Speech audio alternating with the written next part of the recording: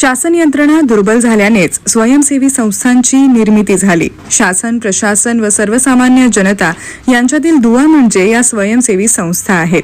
सामाजिक उत्तरदायित्व निधीमधून मोठे सामाजिक कार्य उभे राहते. समाज सक्षम होण्यात स्वयंसेवी संस्था मोलाचे योगदान देत आहेत, असे प्रतिपादन आदर्श ग्राम योजनेचे अध्यक्ष पद्मश्री पोपटराव पवार यांनी केले. महाराष्ट्र एनजीओ समितीच्या वतीने स्वारगेट येथील गणेश कला क्रीडा मंचामध्ये आयोजित राज्यस्तरीय अधिवेशनाच्या उद्घाटनाप्रसंगी पोपटराव पवार बोलत होते. प्रसंगी महाराष्ट्र एनजीओ समितीचे राज्य अध्यक्ष डॉ. युवराज येडुरे, उपाध्यक्षा सारिका आटोळे, CSR डेव्हलपमेंट असोसिएशनचे अध्यक्ष प्रशांत मोरे, हार्टफुल इन्स्टिट्यूटच्या महाराष्ट्र व गोवा राज्य समन्वयक डॉ. अंजली बापट, विभागीय समन्वयक डॉ. विकास देव, MIT राष्ट्रीय सरपंच परिषदेचे कार्याध्यक्ष डॉ. योगेश पाटील, उद्योजक विक्रम उगले, महाराष्ट्र पर्यावरण समन्वय समितीचे सल्लागार संजय भोसले, महाराष्ट्र एनजीओ समितीचे राज्य संपर्क प्रमुख संदीप बोटे, पूजा खडसे, शीतल उगले, अश्विनी कसबे, सुरेखा भुसे, शीतल पाटील, सपना श्रीवास्तव, कृष्णात पोवार, रविसागर हळवणकर, संजना चेंडे आदी उपस्थित होते. दुपारच्या प्रश्नोत्तराच्या सत्रात स्वयंसेवी संस्थांच्या विविध शंकांचे निरसन डॉ. युवराज येडुरे व अन्य तज्ज्ञांनी केले. संदीप बोटे यांनी प्रास्ताविक केले. ऋतुजा कोहळे व विशाल कुमावत यांनी सूत्रसंचालन केले. सारिका आटोळे यांनी आभार मानले. या महाराष्ट्राला, या देशाला दाखवावं लागेल की महाराष्ट्रातल्या एनजीओ जागे आहेत, सक्षम आहेत, काम करण्यासाठी प्रामाणिकपणे अहोरात्र काम करत आहोत. घरचे पैसे रस्त्यावरती फिरत असताना पाऊस बघत नाही, हिवाळा बघत नाही, उन्हाळा बघत नाही, फक्त आणि फक्त सामाजिक काम करण्यासाठी झटत असतो. आणि हे झटत असताना एकच समाजासाठी जे ऋण फेडण्याचं काम आपण करतो. पण आज अशी अवस्था आली की आज सामाजिक संस्था टिकल्या पाहिजे आणि याच्यासाठी आपल्याकडे काय असणं गरजेचं आहे तर निधी. आणि निधी अभावी आपण काम करू शकत नाही. बरोबर आहे? बरोबर आहे का? निधी असल्यामुळे आपण काम करू शकतो की निधी नसल्यामुळे काम करू शकतो? आवाज येत नाही तुमचा. निधी असल्यामुळे काम करू शकतो. आणि मग हा जर निधी मिळवायचा असेल तर आपल्याकडे एकमेव आता आशेचा किरण आहे, तो म्हणजे CSR. आणि जर CSR मिळवायचा असेल तर सर्वात प्रथम आपल्याला काय गोष्टी कराव्या लागतील ही जर माहिती आपल्यापर्यंत नसेल तर आपण CSR मिळवू शकणार नाही. म्हणजे राज्यकर्ते करू शकत नाही. याचा मधला दुवा म्हणजे सामाजिक संस्था आणि ते सामाजिक नेटवर्क.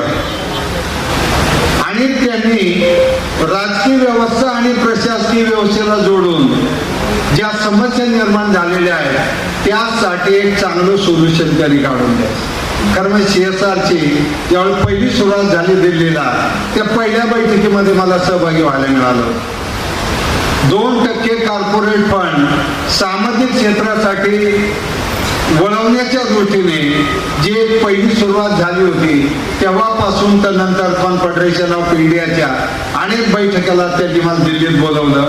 भारतभरातील CSR हेड आमच्याकडे येऊन जातात. महाराष्ट्राचं स्टेट कॉन्फेडरेशन जे आहे ते येतात किंवा मध्यंतरी उद्योगपती मधुर बजाज साहेबांनी त्यांची देशातले 40 उद्योगपतींची एक शिष्टमंडळ आमच्याकडे येऊन गेलं होतं. आणि ते की तुम्ही हे करता, मग आम्ही पण कॉर्पोरेटच्या माध्यमातून करतो.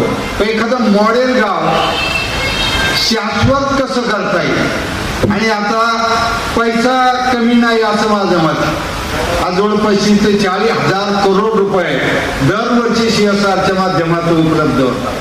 पण त्यातून घडतंय काय, आउटकम त्याचं काय आहे यावर कुठेतरी सोशल ऑडिटिंगची गरज आहे. राज्याच्या सोशल ऑडिट समिती जी आहे महाराष्ट्र शासनाची, मुख्य सचिवांच्या अध्यक्षतेखाली त्या कमिटीचा पण मी एक सदस्य आहे. तिथं मी पहिल्यांदा एक पत्र दिलं की मी एवढे बाजारला 90 साली सरपंच झालो, तेव्हापासून आता 2025 पर्यंत 25 वर्षात जेवढे पैसे आमच्या संस्थेला किंवा गावाला आले तर संस्थेने फक्त गावापुरतं वॉटरशेडचं काम केलं.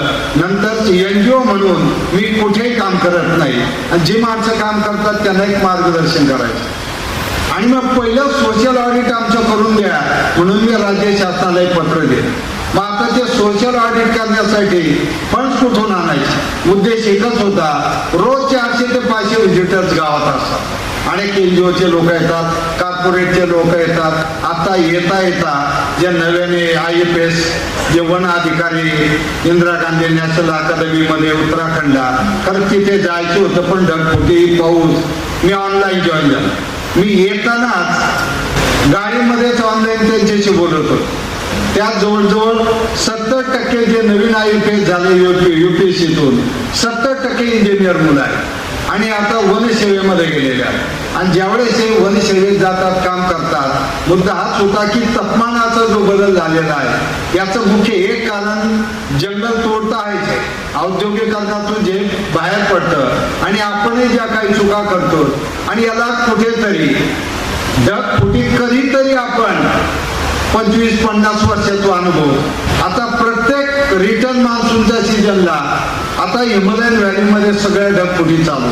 ते 10वीचे मुलं रोज त्यांना टॉयलेट शाळेचे क्लीन करणं, गावातला रस्ता स्वच्छ ठेवणं यावर ते रोजचं क्लिनिंग करतात. 1 रुपयाचा खर्च ग्रामपंचायतीचा मेंटेनन्स आणि स्वच्छतेवर नाही.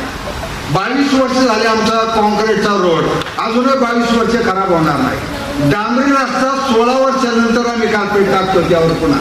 म्हणजे एक सांगायचा उद्देश आहे, 1, 2, 4 गाव करून आपल्याला जमणार नाही. 28,000 पंचायती राज्यात आहे, 44,000 महसूल गाव आहे, 42,000 वाड्या वस्त्या आणि पाडे आहे. मग तिथे किती मोठी चळवळीची गरज आहे, कामाची गरज आहे. त्या दृष्टीने आता कॉर्पोरेटचे फंड चांगल्या प्रकारे येतात.